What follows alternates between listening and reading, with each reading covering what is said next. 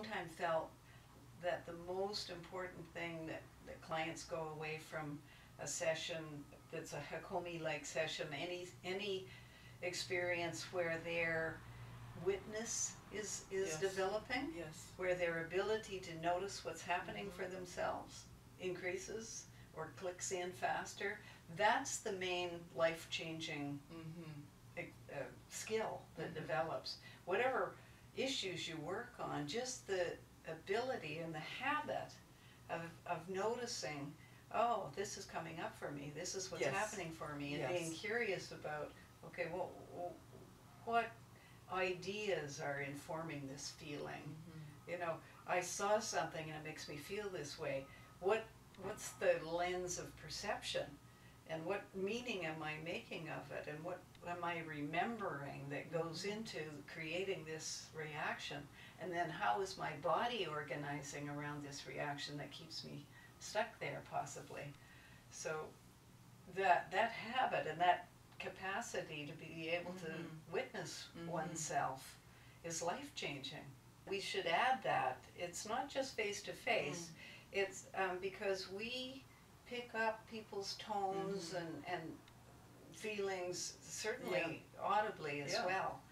And we can train ourselves to listen with more sensitivity, just as we train ourselves to watch with more sensitivity also. I mean, for much of my life, I think I wasn't aware of the nonverbal expression anywhere near as much as I am now.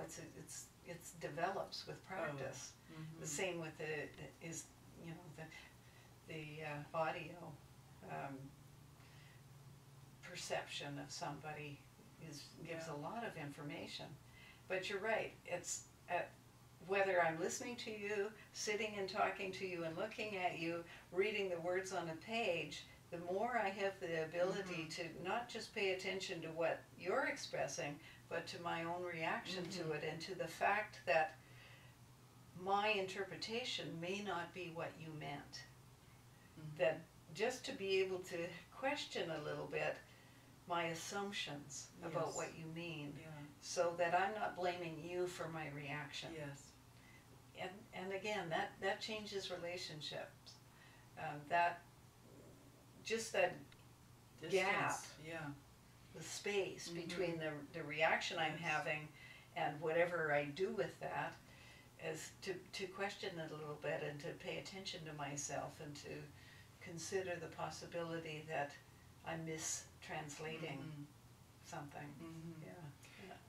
It made me think about that experiment with couples that you were talking about this morning. And so right there in the moment, like, do you want to just say a little bit about that? Yeah, this is a little game almost for couples that Virginia Satir created. And it's when if I'm working with a couple and I realize that one person is reacting to the translation they're making of something the other person said, then I have them do this Virginia Satir game, which is "Do you mean?" And it involves the person having the reaction. I stop the whole thing and say, you had a reaction when he said that about your cookies. And it involves the person who's reacting going inside and really paying attention to their assumption about what the person was saying. And then they have to say it in a question. Do you mean you hate the way I cook? And the other person can only say yes or no. And this person has to be really authentic with, not what their rational mind is telling them, oh, he probably meant, but is what was their reaction telling them about how they translated it, and come up with another "do you mean" question, and they keep doing it until they get 3 yeses. And it's a great realization for both parties about the impact of what they're expressing and about how we translate something, and our reaction is often because of a translation that has nothing to do with what was meant. So that's a really useful one to do in a therapy setting, but also they can do that then on their own. They play with that, the couple couples that I've Right. given it to. And it opens up a space for just that, the questioning approach. Yes. Yeah. Yes, absolutely. What meaning am I Yeah, making of this, yeah, right? yeah, As yeah. opposed to the Yeah. immediate Yeah. negative reinforcement. He thinks I'm a bad cook, which just goes on that channel, right? The Velcro for the bad stuff. And if by any chance the reaction is validated, you know, the interpretation there is is that validated, there's a possibility. possibility, you know, then the next step that I use, I don't know what Virginia Satir did, but the next step I use is, okay, go into the reaction and you got a yes to that, and what happens for you with that, and it almost always takes the person back to something that predates the relationship, for sure, and where they have an old wound. And it's very interesting for the partner to see the person do some healing around an old wound, and to realize that something, you know, that isn't a big deal for them is a big deal over here. So that creates empathy and understanding. But the other thing that it sometimes does is just acknowledges, I need you to see the impact of how I feel. You don't need to necessarily change it or apologize for it even, but I just want you to know how that impacts me. And that's healing. Relationally. And it's like the to the degree that whatever the do you mean I am a bad cook, well actually sort of takes that person to you're not good enough or a critical parent. So you're in that channel. You're in an even more profound channel than the immediate present. Then that specific detail, you know, has a significance for one person that the other person can't possibly guess at, you know. Could never have known. Yeah.